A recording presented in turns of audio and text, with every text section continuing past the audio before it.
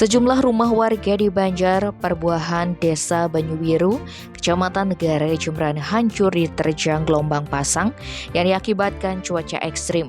Kepala Kewilayahan Banjar Perbuahan, Kansan, Senin 20 Juni menyebutkan beberapa bagian rumah warga rusak tetapi warga enggan mengungsi. Kerusakan tersebut lantaran terdampak abrasi karena setiap bulan purnama ataupun tilem gelombang tinggi terjadi. Kepala Pelaksana BPBD Kabupaten Jembrana Putu Agus Artana Putra menjelaskan, selama beberapa hari belakangan ini air laut naik disertai gelombang tinggi. Gelombang paling tinggi terjadi Kamis 16 Juni hingga mengakibatkan beberapa rumah warga diterjang gelombang. Beruntung tidak ada korban jiwa dari kejadian tersebut.